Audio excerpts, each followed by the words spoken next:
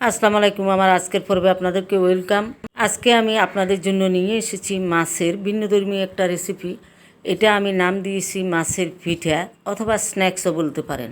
এটা আমি কাউকে তৈরি করতে আগে কখনো দেখিনি। আপনারা দেখেছেন কিনা, খেয়েছেন কিনা তা আমি জানি না। এটা আমি নিজেই প্রথম তৈরি করলাম।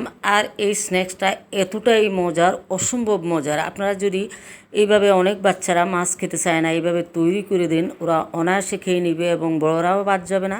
স্ন্যাক্স হিসেবে অতিথি আপ্যায়নেও রাখতে পারেন। অসম্ভব মজার এবং টেস্টি একটা রেসিপি। যদি একটা লাইক দিয়ে পুরো ভিডিওটা না দেখেন তাহলে বুঝতে পারবেন না কিভাবে আমি তৈরি করেছি।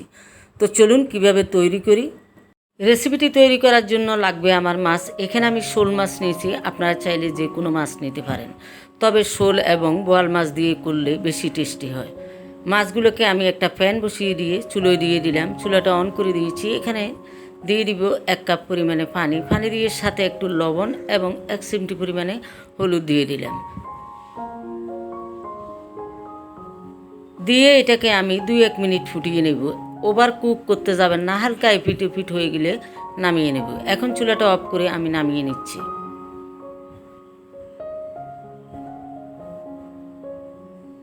এখন মাছটার উপরের চামড়াটা ফেলে ভেতরের কাঁটাটা ছাড়িয়ে ফিরে আসছে। ছাড়িয়ে নেওয়া হয়ে গেছে। একেবারে কোনো কাঁটা যেন না থাকে সেই দিকে খেয়াল রাখতে হবে। এখন আমি চুলোয় আবারও চলে যাচ্ছি। এখানে আমি 2 টেবিল চামচ সরিষার তেল দিয়ে দিলাম। এখানে সয়াবিন তেলটা দিবেন না, সরিষার তেল দেওয়ার চেষ্টা করবেন, এতে করে ফ্লেভারটা অনেক বেশি ভালো হয়। এখন মাছগুলোকে দিয়ে আমি হালকা 2-1 মিনিট ভেজে নেব, এতে করে টেস্টটা অনেক বেশি ভালো আসে। এখন আমি দিয়ে দিব পরিমাণ মতো লবণ। যেহেতু সেদ্ধ করার সময় লবণ দিয়েছি, লবণটা বুঝে শুনে দিতে হবে। এখন দিয়ে দিচ্ছি 1/2 টিস্পুন পরিমাণে মরিচ পাউডার, 1/2 টিস্পুন পরিমাণে গরম মশলা পাউডার, 1/2 টিস্পুন জিরা, 1/2 টিস্পুন ধনিয়া এবং 1/2 টিস্পুন রেড চিলি পাউডার। আর দিয়ে দিচ্ছি নুডলসের একটা প্যাকেটের মশলাটা।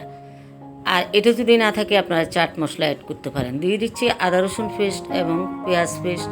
সাথে দিয়ে দিচ্ছি 2 টেবিল চামচ পেঁয়াজ কুচি, কাঁচামরিচ কুচি 1 টিস্পুন এবং ধনিয়া পাতা কুচি 1 টেবিল চামচ, সয়া সস, ফিশ সস। দিয়ে দিচ্ছি টমেটো সস। দিয়ে এটাকে আমি নেড়ে 2-3 মিনিট ভেজে নেব। আমি যেসব মশলাগুলো দিয়েছি সব মশলাই অ্যাড করতে হবে। আপনারা চাইলে চাট মশলা দিতে পারেন, আমি কিন্তু চাট মশলাটা অ্যাড করি নেই। এইভাবে আমি নেড়ে একটু ভেজে নেব। তো আমার এখন হয়ে গিয়েছে, আমি নামিয়ে নিচ্ছি, চুলাটা অফ করে দিচ্ছি। দেখুন এই পর্যায়ে আমি এভাবে রেখে দিয়েছি। এখন চলে যাব আমি ব্যাটারটা তৈরি করতে। এখানে আমি হাফ কাপ করে 1 কাপ ময়দা দিয়ে দিলাম। আর সাথে দিয়ে দিচ্ছি নর্মাল পানি। লবণটা আমি এখানে অ্যাড করতেছি না, নর্মাল পানি দিয়ে একটা হ্যান্ড উইক্সের সাহায্যে আমি মিশিয়ে নেব।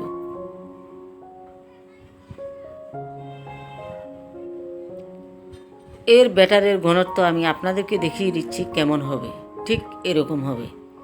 এখন আমি চুলায় চলে যাচ্ছি। একটা প্যান বসিয়ে দিলাম। প্যানটা এমনভাবে নিতে হবে, ছোটো দেখে নিতে হবে। আমি এই প্যানটা নেওয়ার কারণ হলো সবগুলো পিঠা যেন আমার ঠিকভাবে তৈরি হয়, বড়ও না হয়, ছোটও না হয় এবং বেকাতারা না হয়। সেই জন্য এই প্যানটা আমি বাছাই করেছি। এইভাবে দিয়ে আমি সবগুলো পিঠা তৈরি করে নেব। আমি কিভাবে তৈরি করে নিচ্ছি, একেবারে পাতলা। দেখুন নিচের চামচটা দেখা যাচ্ছে, ঠিক এইরকম পাতলা করে নিতে হবে। একেবারে কম সময় হয়ে যায়, বেশি সময় লাগে না। কতটা পাতলা হয়েছে আপনারা দেখে নিশ্চয়ই বুঝতে পারছেন। এইভাবে করে সবগুলো পিঠা তৈরি করে নেওয়া হয়ে গিয়েছে। এখন চলে যাচ্ছি পরবর্তী ধাপে। 2টো ডিমকে নিয়ে আমি এটা ফেটিয়ে নেব।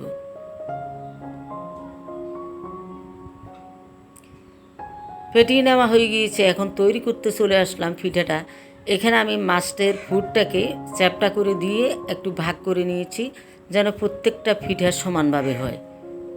এবার এই পিঠার উপরে আমি মাছের পুরটা দিয়ে দিলাম।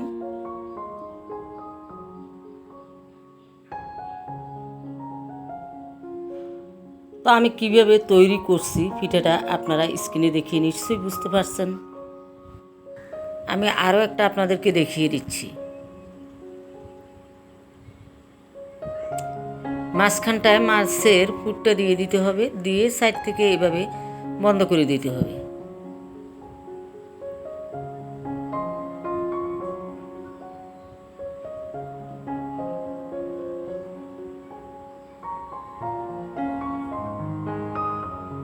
এইভাবে করে সবগুলা পিঠা আমি তৈরি করে নিয়েছি, আপনাদেরকে দেখিয়ে দিচ্ছি। দেখুন আমি এখানে এই পিঠাগুলো তৈরি করলাম, 9টা পিঠা হয়েছে। এখন আমি ডিমের গোলাতে এটাকে চুবিয়ে নেব, চুবিয়ে ব্রেড ক্রাম্পে জড়িয়ে নেব, ঠিক আমরা আলুর চপ যেভাবে তৈরি করি।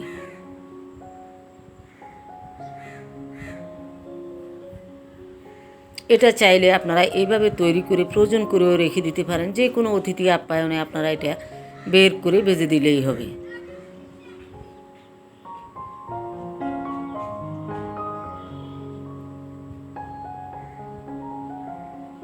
তো আমার সবগুলো তৈরি করা হয়ে গিয়েছে, এখন চলে যাচ্ছি বাজার প্রসেসে। দেখুন এভাবে আপনারা ফ্রিজে সংরক্ষণ করেও রেখে দিতে পারেন, যে কোনো সময় বের করে নিয়ে খেলেই হবে, ভেজে নিলেই হবে। তো চলুন, চুলায় আমি পর্যাপ্ত পরিমাণে সয়াবিন অয়েল দিয়ে তেলটা গরম করে নিয়ে এখন সবগুলো পিঠা ছেড়ে দিচ্ছি। এই নাস্তাটা আমার কাছে অনেক অনেক স্পেশাল, তবে আপনারা যদি ফুল ভিডিওটা দেখেন আপনাদের কাছেও এটা স্পেশাল হবে। এতটা মজার, এতটা টেস্টি, যে কাউকে তৈরি করে খাওয়ান বা আপনারা নিজেরা খান, বারবার এই পিঠাটা আপনারা তৈরি করবেন, এতটাই মজার।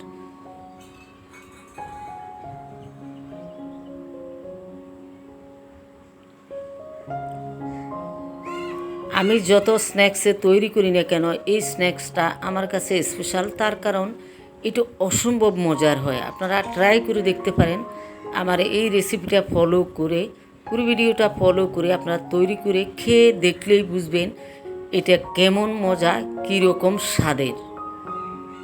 তো আমি সবগুলো উল্টিয়ে পাল্টিয়ে এইভাবে করে ভেজে নিচ্ছি। আমার চ্যানেলে যদি নিউ হয়ে থাকেন, আমার রেসিপিগুলো ভালো লাগলে চাইলে আমার চ্যানেলটা সাবস্ক্রাইব করে রাখতে পারেন।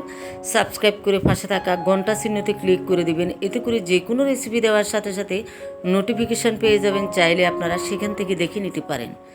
আর আমার রেসিপিটি বেশি ভালো লেগে থাকলে ফ্রেন্ডস অ্যান্ড ফ্যামিলির মাঝে শেয়ার দিয়ে ছড়িয়ে দিতে পারেন। আর যারা আমার চ্যানেলটা সাবস্ক্রাইব করে আমার চ্যানেলের সঙ্গেই আছেন, তাদের প্রতি রইল অনেক অনেক দোয়া। তো আমি একটু পরিবেশন করে আপনাদেরকে দেখিয়ে দিচ্ছি। অবশ্যই আমার এই রেসিপি ভালো করে ট্রাই করবেন। আগামী রেসিপি দেখার আমন্ত্রণ জানিয়ে আজকের মতো আসি, সবাই ভালো থাকবেন। আল্লাহ হাফেজ।